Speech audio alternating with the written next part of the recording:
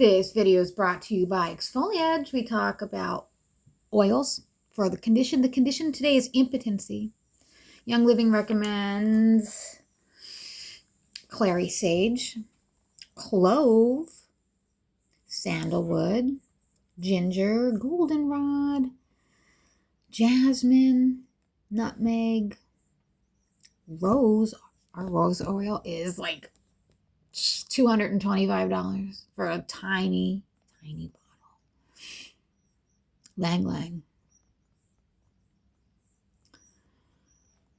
Now, outside of Young Living, I also have a remedy for impotence that will work immediately. Do you want to know what it is? I'll tell you what it is. You can have a hard dick tonight if you send $10 cash app, and I'll tell you what it is. It's probably in your house already. It's definitely at the grocery store. It's a spice. Anyway, Young Living recommends clary sage, clove, sandalwood, mixture, that's a blend, ginger, goldenrod, jasmine, nutmeg, lang lang, and rose.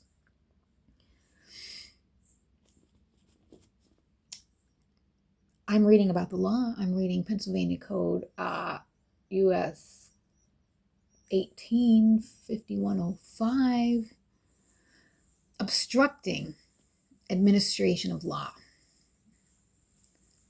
or a government function. A person commits a misdemeanor of the second degree if he intentionally obstructs, impairs, perverts the administration of law or governmental function by force, violence, or physical interference, or obstacle, breach of official duty, or any other unlawful act, except that this section does not apply to flight by a person charged with a crime, refusal to submit to arrest, failure to perform a legal duty other than the official duty, or any other means of avoiding compliance with law without affirmative interference in governmental functions.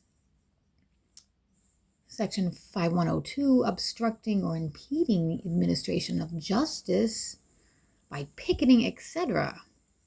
A person is guilty of a misdemeanor of the second degree if he intentionally interferes with, obstructs, or impedes the administration of justice, or with the intent of influencing a judge, juror, or witness of a court officer in the discharge of his duty, pickets or parades in or near any building housing a court of this Commonwealth, or in or near a building or residence occupied by or used by a judge, juror, witness, or court officer with the intent, uses any sound truck or similar device, or resorts to any other demonstration in or near such building or residence. Nothing in the subsection shall interfere with or prevent the exercise by the court of this Commonwealth of its power to punish for contempt. Here's a message from the Quran about healing. I'm reading from chapter 26, starting at line 69. Tell them the story of Abraham. When he asked his father and his people, "What do you worship?" they said, "We worship idols and are constantly in attendance on them." He said, "Do they hear when you call? Do they help you or harm you?" They replied, "No, but this is what we saw our fathers doing." Abraham said, "Those idols that you have worshipped, you and your forefathers, are my enemies. Not so. The Lord of all worlds, who created me, it is he who guides me, he who gives me food and drink, he who cures me when I'm ill, he who will make me die, then give me life again, and he who will, I hope, forgive my faults on the day of judgment. My Lord, grant me wisdom. Join me with the righteousness. Give me a good name among latter generations. Make me one of those given the garden of bliss. Forgive my father, for he is one of those who've gone astray.